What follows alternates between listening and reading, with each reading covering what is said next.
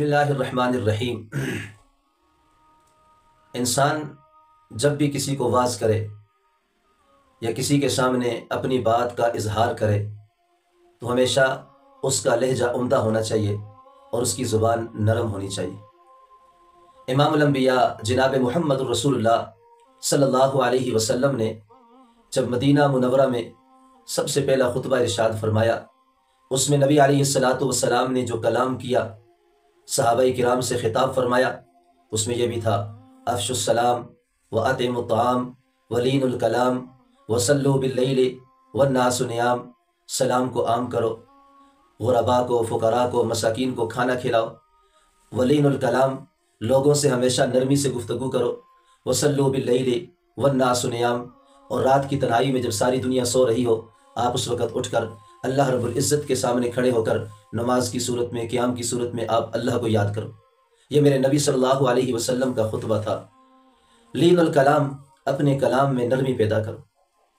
اللہ رب العزت نے جو دین ہمیں عطا کیا ہے، اگر انسان اس دین کو دوسروں تک پہنچائے، اس کی دعوت میٹھے انداز میں دے، خوبصورت الفاظ میں دے، تو لوگوں کے دلوں میں دین کی باتیں گر کر جاتی۔ اور اگر انسان دوسروں کو گرانے کے لیے گفتگو کرے تو یہ بات انسان کو اور دوسرے لوگوں کو بھی دین سے دور کر دیتی ہے۔ اسی پر ایک واقعہ ہے خلیفہ ہارون الرشید کا۔ خلیفہ ہارون الرشید ایک مرتبہ کسی مسجد میں چلے گئے جمعہ پڑھنے کے لیے۔ پہلے زمانے کے جو حکمران تھے وہ نیک اور صالح ہوتے تھے، جمعے کی نماز کے لیے اور باقاعدہ 5 وقت باجماعت نماز ادا کرنے کے لیے مسجد کا رخ کرتے تھے۔ تو خلیفہ ہارون الرشید مسجد میں گئے۔ مسجد کے جو خطیب صاحب تھے بیان کے لیے بیٹھے ممبر پر۔ اس نے کہا موقع اچھا ہے، وقت کا بادشاہ نیچے بیٹھا ہے۔ اب اس نے دل کی بڑاس نکالنی شروع کر دی۔ خلیفہ ہارون الرشید سامنے بیٹھا ہے اور ساری کی ساری بات خلیفہ ہارون الرشید پہ فٹ کر دی۔ بیان ختم ہوا، جمعے کی نماز ہو گئی۔ وقت کا بادشاہ، مسلمانوں کا بادشاہ عاجزی کے ساتھ امام صاحب کے سامنے بیٹھ گئے اور سوال کیا، مجھے یہ بتاؤ کہ آپ بڑے واعظ ہو یا موسیٰ علیہ السلام بڑے واعظ تھے؟ تو اس نے کہا جی موسیٰ علیہ السلام تو اللہ کے پیغمبر تھے، موسیٰ علیہ السلام تو اللہ کے نبی تھے۔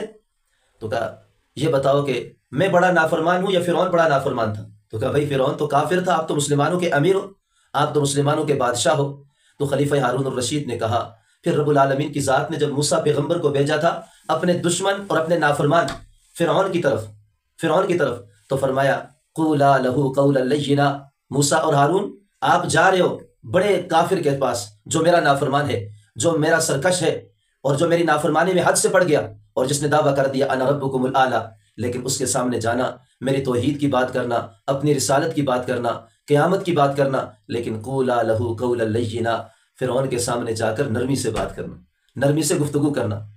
تو مطلب یہ ہے کہ رب العالمین کی ذات نے جناب موسیٰ علیہ السلام اور جناب ہارون علیہ السلام سے بھی کہا کہ فرعون کے پاس جاؤ، میری توحید کی دعوت دو اور اس کو بتاؤ کہ آپ سرکشی پر ہو، نافرمانی پر ہو، بغاوت پر ہو، لیکن سختی سے بات نہ کرنا، سخت لہجے میں گفتگو نہ کرنا، قولا لہ قولا لینا، اس سے نرمی سے بات کرنا۔ تو میری درخواست ہوگی جہاں کہیں بھی ہم ہوں، جس سے بھی دین کے متعلق بات کریں، اسلام کے متعلق بات کریں، شریعت کے متعلق بات کریں، امام الانبیاء صلی اللہ علیہ وسلم کی سیرت کے متعلق بات کریں، ہمارا لہجہ، ہماری گفتگو انتہائی نرم ہو تاکہ اگلا آدمی سن کر متاثر ہو جائے اور ہماری بات کو سن کر وہ سیرت مصطفیٰ اپنانے والا ہو، وہ دین کے احکامات پر چلنے والا ہو۔ اللہ رب العزت مجھ سمیت تمام کے تمام انسانوں کو ان باتوں پر عمل کرنے کی توفیق عطا فرمائے۔